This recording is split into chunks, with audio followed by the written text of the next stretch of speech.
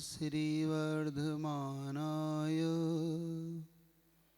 निर्धूतकलीलात्मने सालोकानां त्रिलोकानां यद्विद्यादर्पणायते।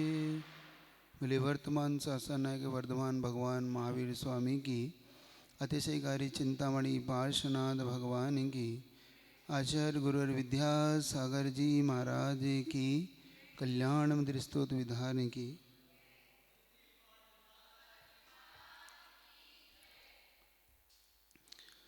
कभी कभी जीवन में ऐसा होता है कि हम जो कार्य के बारे में जानते नहीं, मात्र हम देखा देखी से करने लग जाते हैं।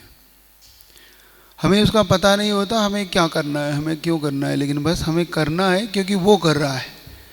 एक ऐसी धारणा अपने जीवन में हम बना लेते हैं। एक छोटी सी उदाहरण से आपको देता हूँ, आपको उदाहरण दे रहा हूँ कि एक बार क्या हुआ, एक वैज्ञानिकों ने एक अच्छा प्रयोग किया, ऐसा प्रयोग किया, वो प्रयोग जीवन में एक बार समझ में आ जाए तो अपना भी समझ में आ जाए कि हम क्या कर रहे हैं। वैज्ञानिकों ने एक पिंजरा लिया, पिंजरे के अंदर उसने 3-4 बंदरों को उसमें बंद किया। चारों बंदरों को बंद करने के बाद उन्होंने उस पिंजरे के अंदर कुछ केले वहाँ पर डाले। अब जैसे कोई बंदर उस केले के लिए लेने जाता था तो वहाँ पर वैज्ञानिक उस पर इतनी पानी की बौछार छोड़ते थे कि बंदरों को केले छोड़कर वापस अपने स्थान पर जाना पड़ता था। ठीक है, तो जब वो वैज्ञानिकों ने देखा कि सारे बंदर जैसे इन पे पानी की बौछार छोड़ी जाती थी वो पुनः अपने पिंजरे में घुस जाते थे। मतलब पिंजरे को 2 भागों में उन्होंने बांट रखा था। अब जैसे ही कोई एक बंदर उस पिंजरे से निकलकर दूसरे पिंजरे में केले लेने के लिए जाता था तो उस पर पानी की बौछारें इतनी तेज कर दी जाती थी। अब धीरे धीरे ये प्रयोग उनका सफल होता हुआ दिखने लगा कि अब जैसे ही कोई भी बंदर उसके निकट जाता तो बाकी जो 3 बंदर उसको मिलके खींचने लग जाते और उसकी पिटाई करने लगते। उनके अंदर ये डर समाने लगा था कि कोई भी बंदर जाएगा तो हम तीनों को भी इसके अंदर पानी की बौछार झेलना पड़ेगी। धीरे धीरे अब वो चारों बंदर एक जगह रहने लगे। वो केले की तरफ अब देखते भी नहीं थे। वैज्ञानिकों ने अब दूसरा प्रयोग किया कि उसमें से 4 में से एक बंदर को बाहर निकाला और एक नए बंदर को उसके अंदर डाला। अब नए बंदर स्वभाव से उस केले की तरफ देखकर जाने लगा तो तीनों बंदर ने बिना पानी की बौछार के उसकी पिटाई कर दी। पानी की बौछार नहीं हो रही। जैसे ही वो नया बंदर उस केले के लेने के लिए जाने लगा, पुराने तीनों बंदरों ने मिलकर उसकी पिटाई कर दी, जबकि उन्हें ये पता नहीं था कि पानी की बौछार नहीं है। और नए बंदर को ये नहीं पता था कि मुझे क्यों पीटा जा रहा है। उसे तो ये पता था कि मैं अगर केले की तरफ जाऊंगा तो मुझे पीटना पड़ेगा। अब फिर नया प्रयोग किया उन्होंने, फिर एक पुराने बंदर को फिर बाहर किया, एक नया बंदर डाला। अब वो नया बंदर फिर स्वभाव की से उस तरफ जाने लगा। अब वो जो नया बंदर पहले वाला डाला था वो भी तीनों बंदर के साथ हो गया। बस उसे ये पता था कि केले की तरफ कोई भी जाए तो पिटाई कर दो कोई। अब ये स्वभाव बदलते बदलते ऐसा हो, एक समय ऐसा है कि चारों ही बंदर नए थे और चारों ही अब नहीं जाते थे। लेकिन उन्हें ये नहीं पता था कि अपन वहाँ जाएंगे तो हमें पानी की बौछार की मार झेलना पड़ेगी। पुराने चारों बाहर थे, पुराने चारों नए थे, लेकिन उन्हें ये नहीं पता था कि हमें करना क्या है और हमें क्यों करना है। सेम यही दशा हमारी है। हमें कुछ भी नहीं पता, मात्र एक हम परंपरा से निभाते चले आ रहे हैं। हमें पता नहीं हमें क्यों करना है, हमें क्या करना है जीवन में। हमें तो बस सामने वाला जो कर रहा है वो करने की हमें आदत सी हो गई। हमें नहीं पता हम धर्म क्यों करना है, हमें नहीं पता हमें नौकरी करना है कि नहीं करना है, हमें नहीं पता हमें व्यापार करना है। लेकिन हमें ये पता है कि बस वो कर रहा है तो हमें करना है, नहीं कर रहा है तो हमें भी नहीं करना। बस यही जीवन की सफलता और असफलता के क्षण होते हैं। जब हमें पता पड़ जाए कि हमें क्या करना है, हमें धर्म क्यों करना है, हमें मंदिर क्यों आना है आखिर। कभी आपने विचार किया कि आप मंदिर क्यों आते हो? आपके मन में आता है कि हमें मंदिर क्यों आना चाहिए? हम सिर्फ परंपरा को तो नहीं ढो रहे, कहीं ऐसा तो नहीं वो आ रहा है इसलिए हम आ रहे, कहीं ऐसा तो नहीं कि उस पुराने बंदर की और नए बंदर की कहानी हमारी कहानी हो। हमारा जीवन भी उस बंदरों की तरह हो जो उस परंपरा को ढोता चला आ रहा है। उसे ये नहीं पता नए बंदर को कि हमें पानी की बौछार पड़ेगी कि नहीं पड़ेगी। उसे बस इतना पता है कि इस केले की तरफ हम बढ़ेंगे तो हमें मार झेलना पड़ेगी। बस यही संसार में अपने सबकी दशा है। हमें ये नहीं पता कि हमें धर्म क्यों करना है, मंदिर क्यों आना है। हम सब ढो रहे हैं, हमें धर्म करने का कुछ भी नहीं पता।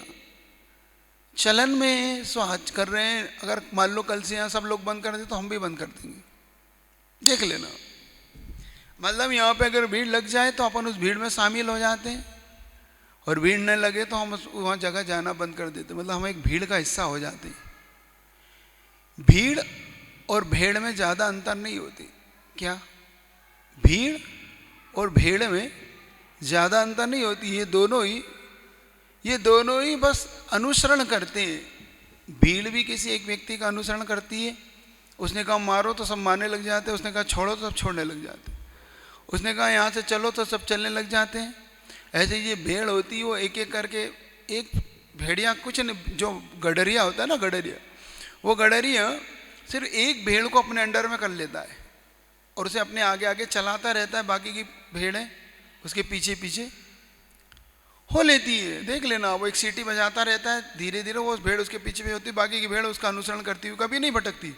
भेड़िए को ज़्यादा भेड़े मतलब जो गडरिए को ज़्यादा भेड़ों को घेरने के लिए कुछ नहीं हो, 2-3 होते हैं, एक इधर एक इधर, और 100 200 गडेरा ले जाते हैं। आप देख लेना क्यों तकलीफ नहीं होती, क्योंकि उन्हें पता है कि ये 3-4 को अंडर करना है, ये 3-4 का अनुसरण सारी भेड़ें कर लेगी। हमें आज यही सोचना है कि हम भीड़ का हिस्सा हैं, क्या हम भेड़ों की तरह हैं, कि हम मनुष्य हैं, क्या हमारी विचार शक्ति क्या है, आखिर हमें क्यों आना है, हमें क्यों ये सब करना है, हमें धन कमाना है तो क्यों कमाना है, हमें जीवन जीना है तो क्यों जीना है, हम मनुष्य प्राय मिली तो हमें क्यों मिली है। इस पे जब तक हमारा प्रश्न नहीं उठेगा तब तक हम उत्तर की खोज कर ही नहीं सकते। जिस दिन हमारा जीवन बदलेगा, जिस दिन हम इन उत्तरों की खोज करने लग जाएंगे, आखिर हम क्यों करना चाहते हैं, हम धर्म क्यों करना चाहते हैं, हमारा धर्म बनने का उद्देश्य क्या है। धर्म करने के पीछे कोई उद्देश्य तो होगा। क्या उद्देश्य है आपका, क्यों आते हो मंदिर? नहीं, हमें नहीं पता। वो तो एक ही बात कहते हैं कि हमारे पूर्वज आते थे तो हम आते हैं। क्षेत्र पे लोग आते हैं, इस क्षेत्र पे उनसे पूछो क्या है, तो हमने सुना है अतिशय होता है। उन्हें पता नहीं अतिशय है कि नहीं है, उन्हें तो ये पता है कि हमारे पूर्वज कभी आते थे तो हम भी यहाँ उनसे सुना था कि कुछ भी तकलीफ हो तो बड़े गांव चले जाना, सो हम भी बड़े गांव आ जाते। उनसे पूछ लिया पार्शनाथ भगवान की भक्ति करना, सो हम कर लेते ना। हमें ये पता कि भक्ति क्यों करना है। सबसे पहले हमारी भक्ति का उद्देश्य हमारा कि स्पष्ट हो, हमारा ये उद्देश्य स्पष्ट हो कि हम चाहते क्या है, हम प्रभु से क्यों चाहते हैं, हम पार्शनाथ भगवान को ही क्यों चाहते हैं। चलो ये बता दो।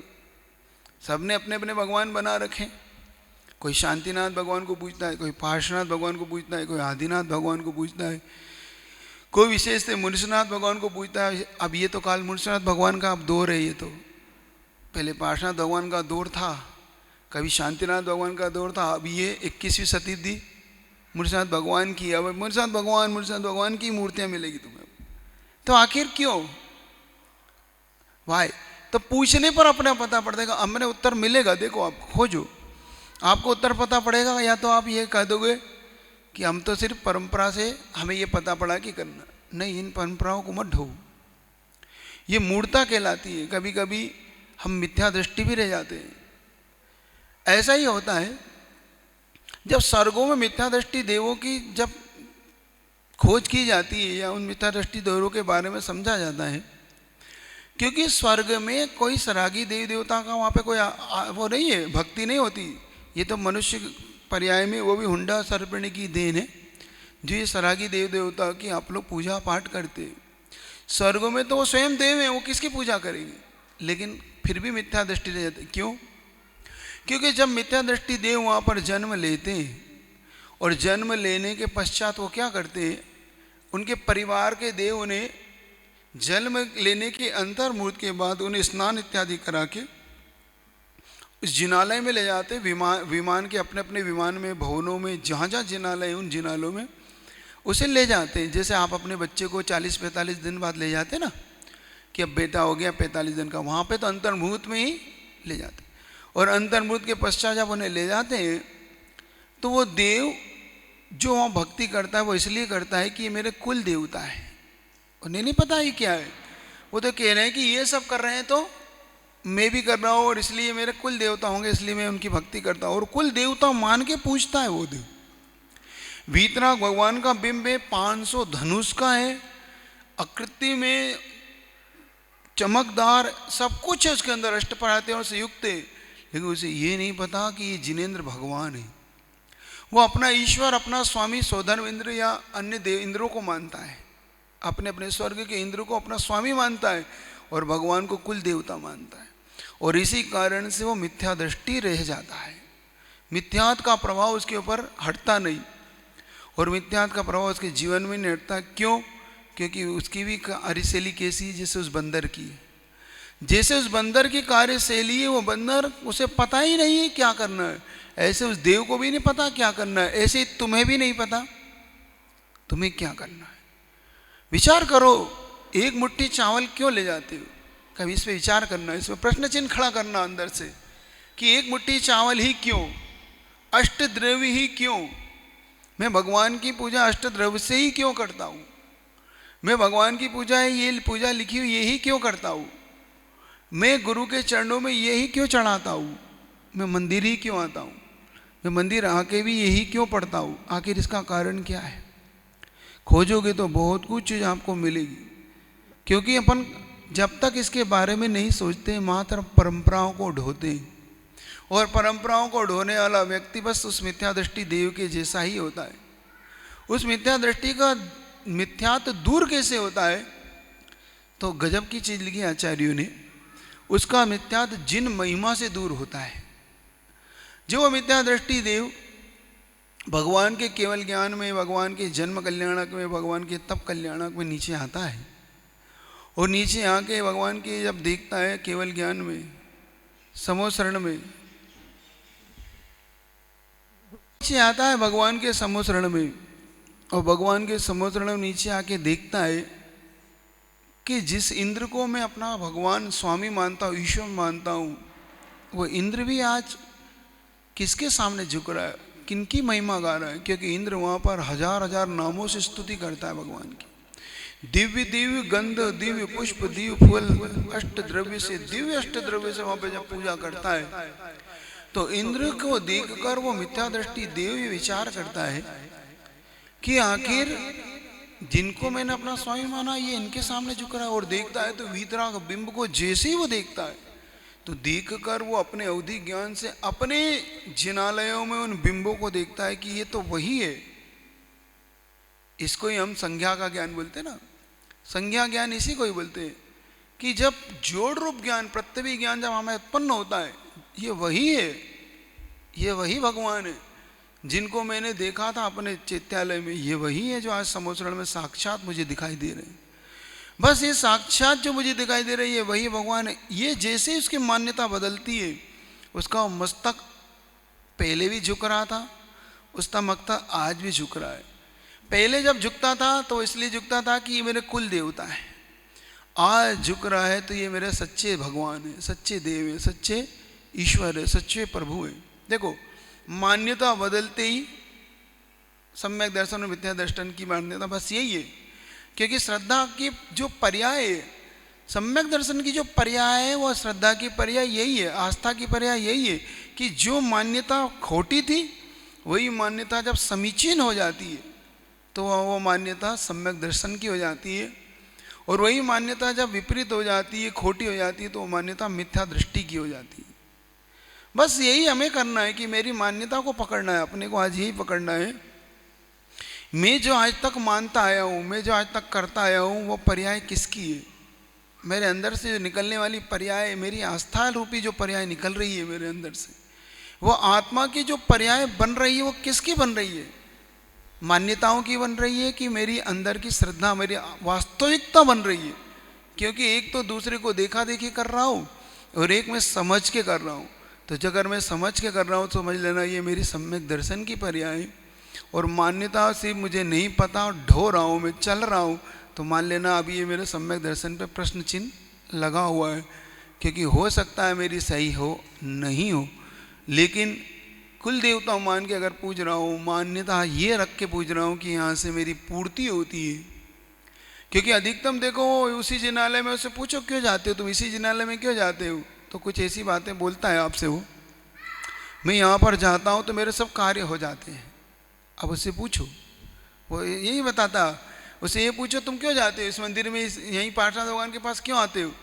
नहीं, बड़े चमत्कारी हैं, इनके पास ऐसा चमत्कार है कि बस मेरे तो सारे कार्य यहीं से होते हैं। मैं जब भी दुकान, मेरी दुकान की समस्या मेरी यहीं से दूर हुई, मुझे कोई समस्या, परिवार में दुख हुआ, बस यहीं से दूर हुआ, रोग आया यहीं से दूर हुआ। मतलब उसकी मान्यता भगवान के प्रति वीतरागता की नहीं है, उसकी मान्यता है काम कराने की, कि इनसे मेरे काम होते हैं, काम होते हैं। अगर इसलिए अपने भगवान मान लिया है तो समझ लेना अभी अपन ने भगवान को भगवान माना ही नहीं है। उन्हें अपना, अपन ने क्या मान रखा, मैं वो शब्द नहीं यूज कर रहा, तो मैंने अपना उनका क्या मान रखा है, तुम क्या मान्यता से काम करना। ऐसी श्रद्धा तो तुम्हारी अपने नौकर पे भी हो जाती कि ये सबसे अच्छा नौकर है, सबसे अच्छा नौकर है, जो कहो सब कर देता, इससे अच्छा तो मिल ही नहीं सकता, बल्कि तुम उसकी तनख्वाह भी बढ़ा देते हो। देख लेना, जो तुम्हारा अगर काम करने वाला व्यक्ति अच्छा हो और अगर तुमसे छोड़ के जा रहा हो कि मैं तो नहीं कर रहा आपके यहाँ, तो क्यों, मुझे तो 20,000 दे रहे, तो ठीक है 30,000 ले ले, तू जाएगा नहीं, लेकिन क्यों, तुझसे मेरा काम, तुमसे मेरा काम हो रहा है, मतलब जिनसे हमारा काम हो रहा है, मतलब काम परे सो कछु और है और काम सरे कछु और। अपन ऐसे काम पड़ जाए तो हम कुछ और हैं और काम निकल जाए तो हम कुछ और हैं। अपनी ऐसी पर्याय हमारी मिथ्या दृष्टि की पर्याय, मिथ्या दृष्टि है, समझ लेना हम मिथ्या दृष्टि ही हैं कि हम भगवान से सिर्फ काम निकालने के लिए भगवान की भक्ति कर रहे हैं। जैसे उस नौकर की अपने तनख्वाह बढ़ा दिया हमने, भगवान के यहाँ पहले अपन एक मुट्ठी चढ़ाते थे, फिर बादाम चढ़ाने लगे, फिर लौंग और उसमें और एक श्रीफल और बढ़ा दिया, अब चांदी की भी और चढ़ाने लगे, क्योंकि अब काम बढ़ रहा है, काम बढ़ रहा है, काम बढ़ रहा है कि नहीं बढ़ रहा, सही बताओ, हो रहा है कि नहीं हो रहा। वो कह रहा है मैं जा रहा हूँ छोड़ के, तो कह नहीं, तुम्हारी तनख्वाह हम बढ़ा दे रहे। तो जैसे अपन ने उसकी तनख्वाह बढ़ा दी, इधर भगवान की सामग्री बढ़ा दी हमने। भगवान की सामग्री देख लो, जिसका जितना बड़ा काम हो उससे पूछो उतनी बड़ी सामग्री चढ़ाता है वो। आज उससे पूछो 5 नारियल क्यों चढ़ा रहे हो, आज 10 नारियल का इतना बड़ा क्यों लेके आए बना के। अरे महाराज जी, वो बोल रखा था, कह रखा था कि अगर ये काम हुआ तो भगवान 11 नारियल का मैं पूरा एक वो चढ़ाऊंगा, है ना। चढ़ाते हो कि नहीं चढ़ाते? तो समझ लो कि ये जो चढ़ाने की अपनी देखो, पहले 11 क्यों नहीं चढ़ा रहे थे? पहले तो एक मुट्ठी चावल में भगवान को निपटा रहे थे कि ठीक है भगवान, आप क्या, आप तो वीतरागी हो, आपको क्या फर्क पड़ रहा। और तुम्हारा काम सद गया तो भगवान चमत्कारी हो गए, भगवान अतिशयकारी हो गए, भगवान तो ऐसे हो गए। बस यही हमारी पर्याय में, यही हमारी इस विचारधारा में खोट है, और खोट कुछ नहीं है। हमारी यही खोट निकल जाए, भगवान से काम हो या ना हो, ये मेरे भगवान हैं, ये मेरी पक्की धारणा है कि नहीं। बहुत लोग भगवान को छोड़ देते हैं, भगवान को इसलिए छोड़ देते हैं कि इनके पास में बरसों से जा रहा था लेकिन मेरे काम तो हुए थे ही नहीं, अब उस मंदिर में जाना छोड़ देते हैं।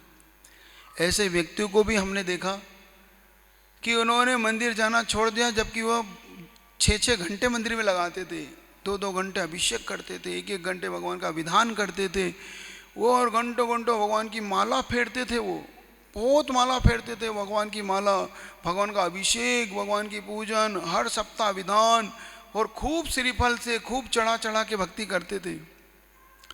बाद में उन्होंने भगवान के दर पे जाना ही छोड़ दिया, एक दिन ऐसी घटना घटी उनके जीवन में, उनका इकलौता पुत्र था। वो पुत्र का एक्सीडेंट हुआ। एक्सीडेंट होने पे डॉक्टर ने कहा कि भाई अब सीरियस है, कुछ कह नहीं सकते, और भगवान के पास गए कि भगवान ठीक होना चाहिए, मैं इतने सालों से तुम्हारी भक्ति कर रहा हूँ, और युग से पुत्र चला गया।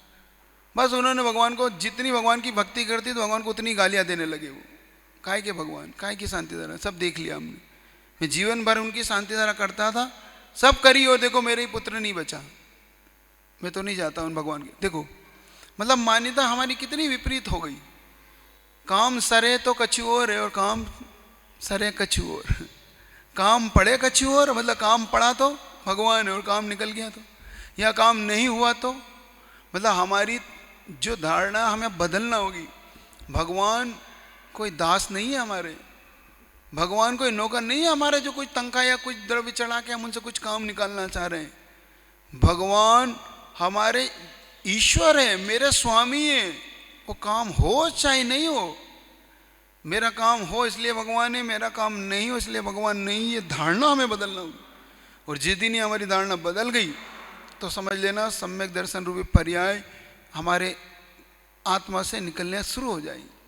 नहीं, मेरा काम हो चाहे नहीं, कोई फर्क नहीं पड़ता, क्योंकि मैंने भगवान को नौकर थोड़ी बना रखा। मैं भगवान का नौकर हूँ, मैं भगवान का दास हूँ, मैं भगवान की भक्ति करने वाले के लिए तैयार हूँ। जब ऐसी धारणा बन जाए, जब ऐसी अंदर से उत्साह उत्पन्न होने लगे, ऐसा बार बार तुम्हें अंदर से ये होने लगे, तो समझ लेना ये तुम्हारे अंदर से अब सम्यक दर्शन की पर्याय फूट रही है। तो जब भी कोई कार्य करो, जब भी कोई कार्य करो तो देखा देखी मत करना। जब भी कोई कार्य करने की भावना हो तो उत्पन्न हो, तो एक बात याद रखना कि हमारे को अंदर से देखा देखी नहीं, हम बंदर के भांति नहीं है कि उस बंदर के स्वामी जैसे बंदर को ये भी नहीं पता कि क्या करना क्या नहीं करना, लेकिन हम एक मनुष्य हैं, और मनुष्य होने के नाते हमें ये ध्यान होना चाहिए कि हमें क्या करना है।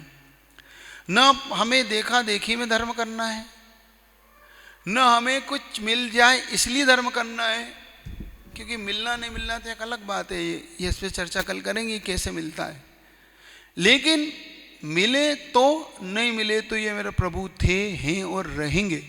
मेरे प्रभु इसलिए नहीं है कि इनसे मेरे कुछ नहीं मिलता, ये थे हैं और रहेंगे, ये मेरे गुरु थे हैं रहेंगे। क्यों? क्योंकि ये मेरे लिए दे चाहे ना दे, मैंने जब इनको स्वीकार कर लिया कि इनकी वीतरागता को मैंने स्वीकार कर लिया कि ये 28 से सहित ये मेरे गुरु हैं, ये मेरे मुनि हैं, ये मेरे साधु हैं, मेरे लिए सब कुछ है, तो फिर मुझे ये नहीं सोचना कि ये मेरे लिए क्या दे रहे क्या नहीं दे रहे। नहीं, दे तो बहुत अच्छा, ये मेरा भाग्य सौभाग्य, नहीं दे तो ये उनकी अनुकंपा मुझ पर होगी, इतना विश्वास मुझे है। तब हमारे अंदर से ये भावना फूटेगी। तो ना प्रभु मेरे लिए कुछ देने से प्रभु हैं, ना वो मेरे काम निकालने से प्रभु हैं, ना मैं परंपरा से उन्हें मानना चाहता हूँ, मैं उन्हें अपने भीतर से मानना चाहता हूँ। ऐसी पर्याय जब निकलेगी तब हम सम्यक दर्शन प्रकट होगा। ये सम्यक दर्शन हम सबको प्रकट हो, काम करने का, हमें ये मंदिर आने का लक्ष्य हमें पता पड़ जाए। इसी भावना से बोले गुरु विद्यासागर जी महाराज की। परमात्म रूप मन विषयन्ति हृदयाम्बुज कोश देशे पूतश निर्मल रुचे यदि वाक्यमन्य दक्ष संभव पदम ननु कर्णिकाया। जिनेन्द्र योगी जन नित्य की हृदय कमल में नित्य निता आपी रूप परमात्म रूप का ध्यान लगा कर बनते सा। कमल कर्णिका में ही होता कमल बीज का जय स्थान, हृदय कर्णिका छोड़ कहाँ होता शुद्धात्म का ओम ह्रीं महन्मग्रिया क्लीमामि जगत सहिता जी पात्रा जिंदन वर्गं पामति ध्यान जिनिस भवतो भविना क्षणेन देहं विहाय परमात्म दशां भ्रजन्ति। तीव्रानलादुपल भावम पाशलोके चामी करतम चिरादिव धातु भेदा। जो भविजन तब ध्यान लगाते ज्ञान रूप परमात्म का, वे क्षण भर में देह छोड़ कर पद पाते परमात्म का। जा पत्थर में हुई धातु ये पाकर तीव्र अनल कायो, शुद्ध स्वर्णमय बनी दमकती यह निमित्त का क्रीड़ायो। ओम ह्रीम अभिजंत ओम ह्रीम कर्म कट्टतेन क्लीमा विजक्त संहिता सी प्रार्थना चिंतन मार्गं पामति स्वाहा अन्ता सदैव जिनयस्य विभाव्यसि त्वं भव्यैकतं तदपि नाशयसि शरीरम् एतस्वरूपमदमर्थविवर्तिनो हि यद्विग्रहं प्रशमयन्ति महानुभावा। जिस शरीर के भीतर है जिन भक्ति आपको ध्याते हैं उस शरीर से रहते हुए नित्य शुद्ध चिदात्म पाते हैं। जो मध्यस्थ सदा रहते राग देश से दूर सदा महापुरुष वे ही दुष्टों को जीते समता ही ओम दीम सुखदा। दीन दीन कलैन मार्ग क्लीमा विजक्त सहिता दी प्रार्थना चिंतन मार्गं पामति स्वाहा स्वामेव वीत तम संपरवादिनोपि नूनं विभो हरिहरादि धिया प्रपन्ना। किं काचकामलभिरीशसितोऽपि शङ्खो न गृहते विविधवर्ण विपर्ययेण।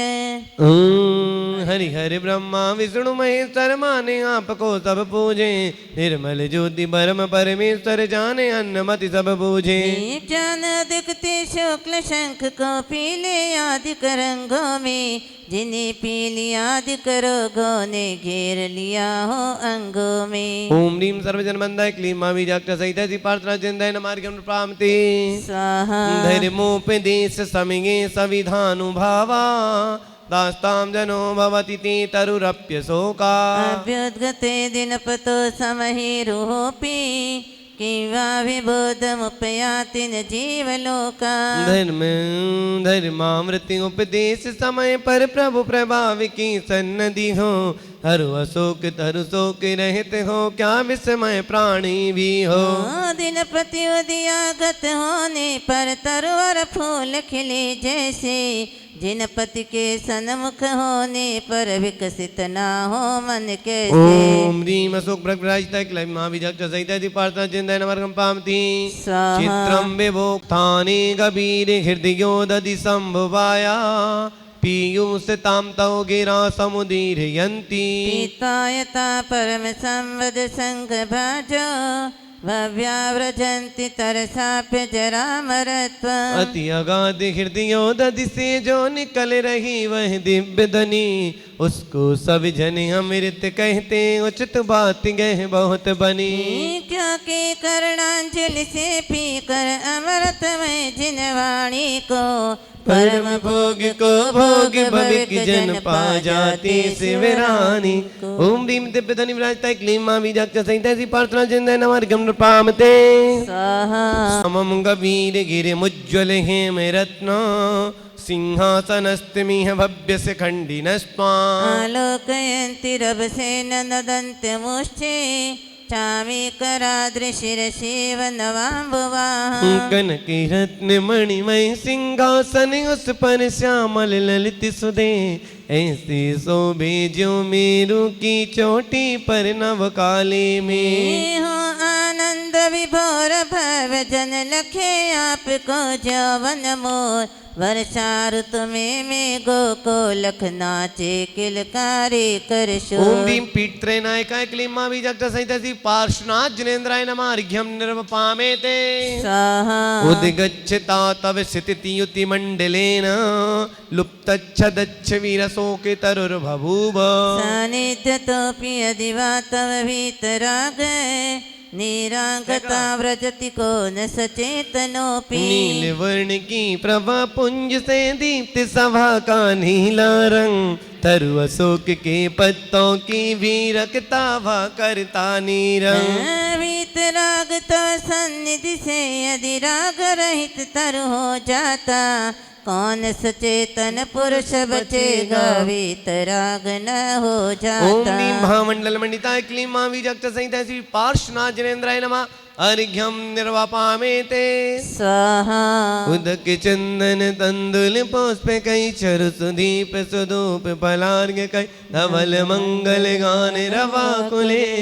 ग्रहे जिननाथ ओम ह्रीम क्लीमा विजक्त सहिता श्री पार्श्वनाथ जिनेन्द्राय नमः द्वितीय बल्याय महार्घ्यं निर्वापामेते स्वाहा भुवो प्रमादमविधूय भजध्वमेन मागत्य निर्वृतिपुरीं प्रति सार्थवाहम् एतन्निवेदयति देव जगत्रयाय मन्ये नदन्नभिनभासुरदुन्दुभिस्ते दिव्य दुंदुभी देवो द्वारा नवमंडल में भज कर गो मानो बुला रही हो सबको कर सचेतनित चारो मुक्तिपुर ले जाने वाले सौदागर ये पार्श प्रभु तज प्रमाद आओ आओ जी सेवा करो गुंजती भू ओम ह्रीं देव दुंदुभीनाथ क्लीमा विजक्त सहिता सी प्रार्थना चिंतन नमर्घ्यं प्रामते उद्योतते सुभवता भुवने सुनाथा तारान्वितो विदुरयं विहिताधिकारा मुक्ता कलाप कलितोलसितात पत्र व्याजात्रिधत तनूर्ध्वमभ्युपेत तीन लोक जब हुए प्रकाशित हैं प्रभु तब चेतन तन में यही देख कर मानो हत प्रभु हुआ चंद्र तब ही क्षण में डर कर तक्षण तीन छत्र से छल से मानो तीन शरीर धारण कर आया तव शरणा शोभित करता आप शरीर ओम ह्रीं छत्रतमहिंदाय क्लीं महाबीजक्त सहितसी पार्श्वनाथ जिनेन्द्राय नमर्घ्यं निरुपामिते स्वाहा स्वेन प्रपूरित जगत्त्रय पिंडितेन कांति प्रताप यशसाम विसंचयेन माणिक हेमरजता प्रविनिर्मितेन सालत्रयेण भगवन्नभितो विभाषि माणिक स्वर्ण रजत निर्मित हैं समोत्सरण के त्रय प्राकार तीन लोक की सकल संपदा मानो मिल लेती आकार प्रभु की कांति प्रताप कीर्ति के मुझको तीन समूह लगे जिनके मध्य से शोभित श्री जिन अद्भुत आभावान ओम ह्रीं लगे तालत्रयाधिपति क्लीं महाबीजक्त सहितसी प्रार्थना चिंतन नमर्घ्यं प्रामते त्वसंगमे समनसो नरमंत एव पारस परमेश्वर के पद में इंद्रादिक जब प्रणत हुए उनकी रतन मुकुट मालाएं मुकुट छोड़ पद शरण लिए इसमें क्या आश्चर्य प्रभु की संगति सब ज्ञानी चाहे रमण करे तव युगल चरण में नहीं कहीं जाना ओम चाहे ह्रीं भक्त जनान मन पति नायक क्लीं महाबीजक्त सहितसी प्रार्थना चिंतन नमर्घ्यं प्रामते स्वाहा तुम नाथ जन्म जलधि विपिरांग मुकोपी यत्तारयस्य सुमितो निज पृष्ठ लग्ना युक्तं हि पार्थिन विपश्य सतस्तवीव चित्रा विभो यदि कर्म विपाक शून्या जन्म मरण के भवोदधि से आप विमुख हो करके भी भक्ति जनों को पार लगाते कर्म शून्य हो करके भी अग्रिपा के तमसिका घट को बाद पीठ जब जन तिरते कर्म पाक से रहित आपको हृदय धार सब जन तिरते ओम ह्रीं निज प्रश्न लग्न भय क्लीं महाबीजक्त सहितसी प्रार्थना चिंतन नमर्घ्यं प्रामते स्वाहा देव विश्वेश्वरोऽपि जन क्लीं महाबीजक्त सहितसी प्रार्थना जिनेन्द्राय नमर्घ्यं प्रामते स्वाहा प्राग्वर समृत नवांसि रजांसि रोसा उत्तापितानि कमठेन सठेन यानि छाया पितैस्तवननाथ हता हताशो ग्रस्तस्तमेभिरियमेव परम दुरात्मा क्रोधित होकर क्रूर कमट ने नवमंडल छूने वाली धूलि उड़ाई तूफानों से तहस नहस करने वाली दूर रहे प्रभु देह आपकी छाया को भी छू न सकी मलिन हुआ वह स्वयं कर्म से नभ में थूके जासन की ओम नीम कमटोत्तापे तुल्योपतजशीला क्लीं महाबीजक्त सहितसी प्रार्थना चिंतन नमर्घ्यं प्रामते स्वाहा यद्गज दूर्जित घनौघ मद भ्रमीम भ्रस्यत्तणेन मुसलमांसल घोरधारम् तेन मुक्तमत दुस्तरवारिदग्रे तेनेव तस्य जिन दुस्तरवारि कृत्यम् फिर उस दैत्य कमट ने बादल गरज गरज करके आवा काली रात अंधेरी करके कण कण करती डालीगा मूसल सम मोटी जल बूंदे पटकी मानो हो तलवार स्वयं कमठ ने अपने ऊपर माने कीने ओम नीम दुस्तरवार कमट कर जलधार अवसर गणमार का क्लीं महाबीजक्त सहितसी प्रार्थना जिनेन्द्राय नमर्घ्यं प्रामते स्वाहा न्यास्तिंगेव भुवनाद पिंगे त्रिसंध्या मारदयन्ति विधिबाध्यतान्य कृत्या भक्तोल सत्पुलक पक्षम देह देशा पादद्वयं तव विभो भुवि जन्म भाजा। हे भुवना देव तीन भुवन में धन्य हुए हैं बेहिलो, तीनों संध्याओं में तुमको हृदय धार कर करते यो। त्वत्ति सभी जो संस्कृति कारण तज कर भक्ति भाव उर्धा, रोमांचित हो तन से मन से आराधक करते भोपाल। ओम ह्रीं धार्मिक वंदिता क्लीं मामी जगत सहिता सी प्रार्थना जिंदे नमर्गण पामते। अस्मिन् पार भव बारिन दौ मुनीस, मन्येन मे श्रमण गोचरतां गतोऽसि। आकर्णत्वित तव गोत्र पवित्र मंत्रे, किंवा विपश्विद धरी सविधम समिति। इस अपार भव भारती में प्रभु जन मिल गए अनगिनत यहाँ, किंतु आपका नाम कभी भी सुना कान से कभी कहा। यदि तव नाम मंत्र सुन लेता एक बार भी भावों से, विपदाओं की नागिन मुझको कैसे डसती दाओं ओम ह्रीं से। पवित्र नाम सुधियाय क्लीं मामी जगत सहिता जी प्रार्थना जिंदे नमर्गण पामते। स्वाहा जन्मोहिते मेरा व्रत लोचनेन, पूर्वं विभो सकृदपि प्रविलोकितोऽसि। मर्मा विधो विदुरयन्त मामनर्थ, प्रोदत्त बंधकतया कथमन्वथन्ते। मोहे अंध से अंधा होकर नेत्र सहित होकर भी, देख सका ना कभी आपको पहले कभी कहीं जगदी। इसीलिए तो हृदय विदारक अति दुर्वार हमारे पा, बहु अनर्थ करते हैं प्रभुवर और सताते आपो आप।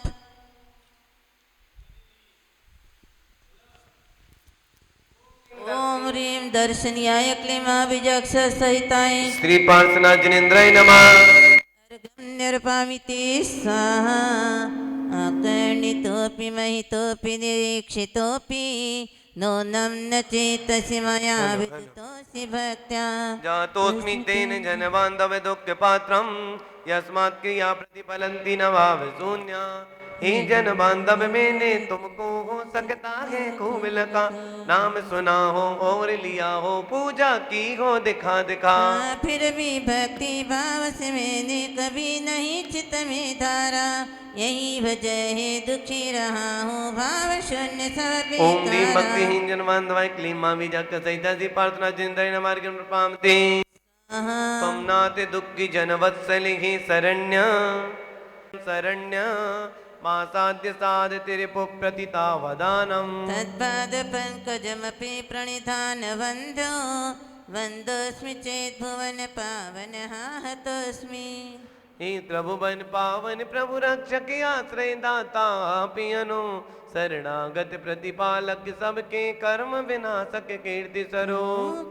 कर आप चरण कमलों का करण सका जो नित प्रति ध्यान, ऐसा भाग्यहीन नर में ही बना अभागा निपट। सौभाग्यदायक पद कमल हुआ क्लीं मामी जगत सहिता जी प्रार्थना जिनेन्द्राय नमर्गण पामति। स्वाहा भक्ति फलम किमपि संतत संचिताया, तन्मेकदेक शरण्य भूया, स्वामी तमेव भुवनेत्र भवान्तरेऽपि। नाते आप ही एकमात्र हो मुझ पापी के आज शरण, तब चरणों की भक्ति से यदि संचित हुआ पुण्य का कर्ण, तो उसका फल यही चाहता आप शरण ही रहे शरण। हे शरण्य प्रभु में भी तुम नाथ बने रहना हर क्षण। ओम ह्रीं पुण्य जन्म सेव्य क्लीं मामी जगत सहिता जी प्रार्थना जिनेन्द्राय नमः। अर्घ्यम निर्वपामि ते स्वाहा। तद्बिंब निर्मल मुखाम्बुजबद्ध लक्षा, ईशस्तवन्तव विभो रचयन्ति भव्या। ध्यान लगा कर इस प्रकार जो है जिनेन्द्र विधिवत गुण गा, तब निर्मल मुख कमल लक्ष्य कर संसुत अपलक लखता भव्य। तन मन होकर संस्तुति करने को तैयार, रहता है वह भव्य जीव ही पा जाता संसति का पार। ओम ह्रीं जन्म मृत्यु निवारक क्लीं मामी जगत सहिता जी प्रार्थना जिनेन्द्राय नमर्गण पामति। स्वाहा।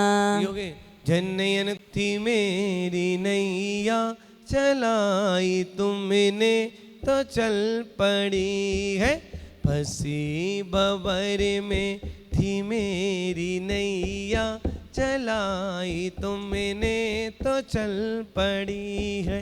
पड़ी जो सोई थी मेरी किस्मत, पड़ी जो सोई थी मेरी किस्मत, वो मौज करने निकल पड़ी है।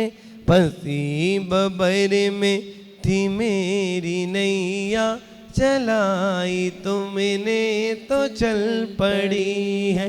पसी बबर में थी मेरी नैया, चलाई तुमने तो चल पड़ी है।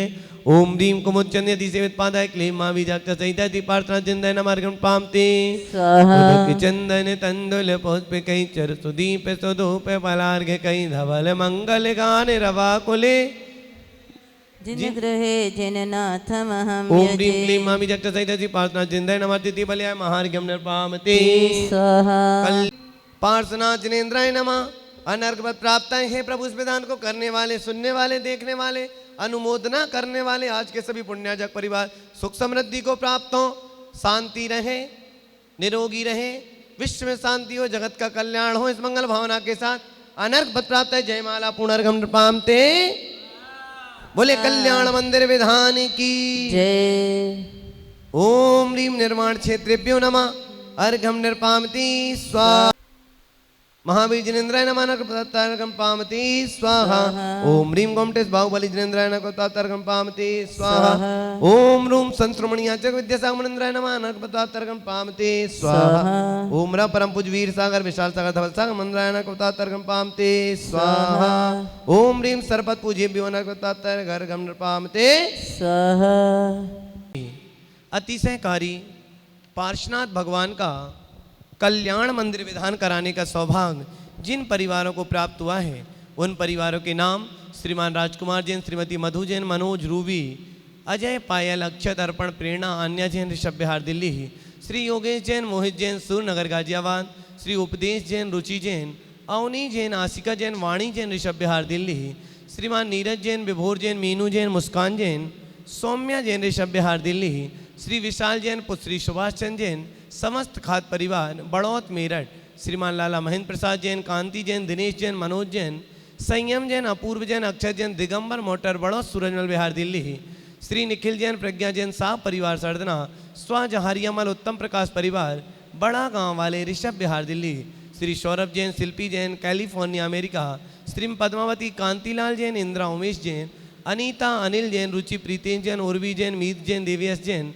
पूर्णम जैन, शाह परिवार तलवाड़ा राजस्थान, श्रीमान सुधीर जैन, श्रीमती सुलोचना जैन, श्री प्रेमचंद जैन, राधिका जैन, सुक्ति जैन, अभिनव जैन, अभिषेक जैन, श्रेया जैन, सिविल लाइन कागजी कोठी दिल्ली, श्री दिनेश जैन, श्रीमती नीरू जैन, पुत्री नेहा जैन, दामाद आकाश जैन, ग्रीन पार्क दिल्ली, श्रीमान विकास जैन, विभा जैन, निकिमा जैन, भव्या जैन, रामप्रस सूरनगर गाजियाबाद, श्री चक्रे जैन, श्रीमती कुसुम जैन, डॉक्टर पीयूष जैन, डॉक्टर शिवानी जैन, अथर्व जैन, सूरनगर गाजियाबाद, शाह परिवार, श्रीमान वैभव जैन, राजेश जैन, अरवन स्टेट, हांसी हिसार समस्त परिवार, श्रीमती राजकुमारी जैन, अलीगढ़, श्रीमती रेखा जैन, सुनीलकांत जैन, इनू, हेमंत जैन, नेहा, वरुण जैन, शिल्पी जैन एवं समस्त परिवार बलवीर नगर शहादरा, भारत प्रिया पापड़ीवाल की पुत्री लविशा जैन के 7 जून के जन्मदिन के उपलक्ष्य में विशेष आज का विधान उनके परिवार की तरफ से हुआ है।